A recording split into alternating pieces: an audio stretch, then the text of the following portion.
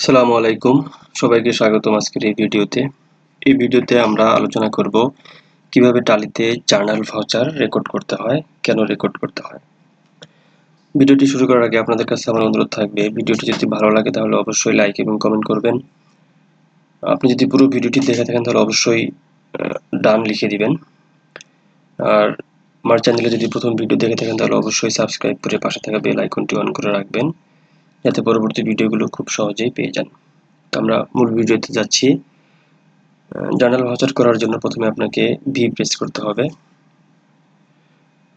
এরপর হচ্ছে এরকম ইন্টারফেস আসবে। এরকম ইন্টারফেস আসার পর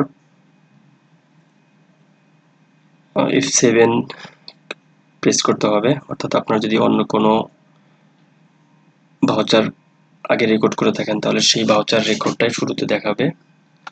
তো এখানে এসে আমরা F7 প্রেস করব। এরপর হচ্ছে আমরা এখানে ভাউচার এন্ট্রি করব। জার্নাল ভাউচার আমরা কখন রেকর্ড করি? যখন কোনো voucher contra, payment, received, sales, purchase এসব কোনো কিছুই হবে না, তখনই আমরা সেই ভাউচারটাকে জার্নাল ভাউচারে রেকর্ড করব। আরেকটি বিষয় হচ্ছে যে কোনো ট্রানজ্যাকশনকেই জার্নাল ভাউচারের মাধ্যমে রেকর্ড করা যায়। কোনো ভুল সংশোধনের প্রয়োজন হলে সেটাও জার্নাল ভাউচার দিয়ে রেকর্ড করতে পারবেন। তো এখন আমরা যেটা দেখব সেটা হচ্ছে কোম্পানির যে ফিক্সড অ্যাসেট আছে সেই ফিক্সড অ্যাসেটের যে ডিপ্রিসিয়েশনগুলো চার্জ করা হয় সেটা কিভাবে চার্জ করা হয় সেই জার্নালটাই দেখব। তো এখানে প্রথমেই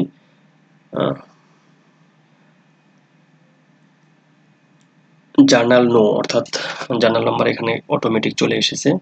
পর হচ্ছে ডেট আছে এখানে,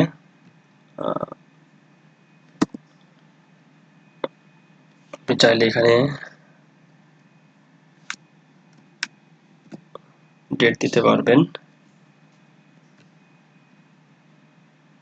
ডেট ধরুন 1/1/25। এরপর হচ্ছে ডিপ্রিসিয়েশন, ধরলাম আমরা ডিপ্রিসিয়েশন এক্সপেন্স ফার্নিচার 1000 টাকা। এটা হচ্ছে এবার কস্ট সেন্টার নেম আসছে, অর্থাৎ আপনার এটা হেড অফিসের ডিপ্রিসিয়েশন নাকি আপনার যে হচ্ছে গোডাউন গুলো আছে সেগুলো ডিপ্রিসিয়েশন, অর্থাৎ অ্যাসেটটা কোথায় ব্যবহৃত হয়। অ্যাসেটটা যদি হেড অফিসে ব্যবহৃত হয় তাহলে এটা হেড অফিসে দিতে হবে। অ্যাসেট যদি গুলশান 2, গুলশান 1 বা বারিধারা, বসুন্ধরা, অর্থাৎ যেই কস্ট সেন্টারে ব্যবহৃত হবে সেই কস্ট সেন্টারে দিতে হবে। তো আমরা ধরলাম ফার্নিচার হেড অফিসে ব্যবহৃত হচ্ছে, সুতরাং এটা আমার হেড অফিসে দেব। এবার হচ্ছে অ্যাকুমুলেটেড ডিপ্রিসিয়েশন ফার্নিচার, এন্টার চেপে নিচে আসবো। এরপর হচ্ছে আমরা এখানে ন্যারেশন লিখব।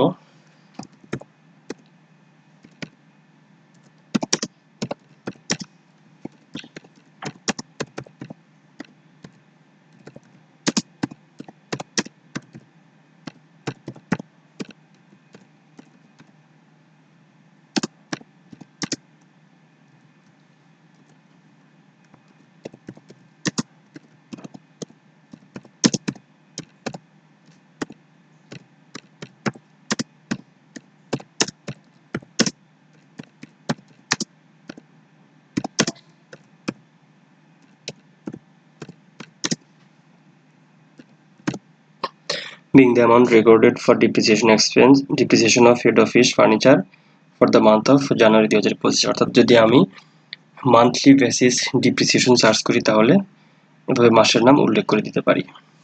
আর একটা বিষয় হচ্ছে ন্যারেশন হচ্ছে আপনি আপনার সুবিধা মতো লিখবেন, যেটা লিখলে আপনি সহজে বুঝতে পারেন।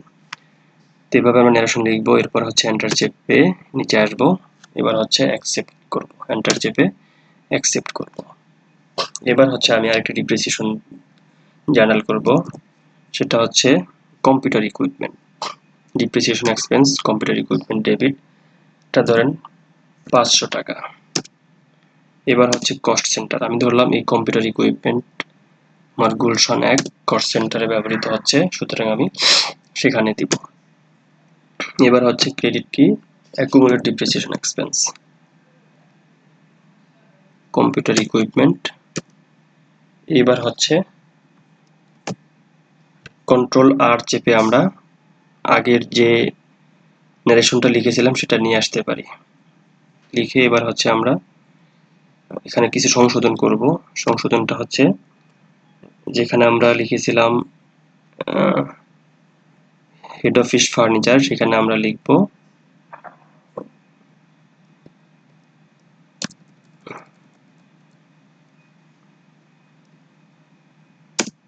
ফার্নিচার না লিখে আমরা লিখব কম্পিউটার ইকুইপমেন্ট।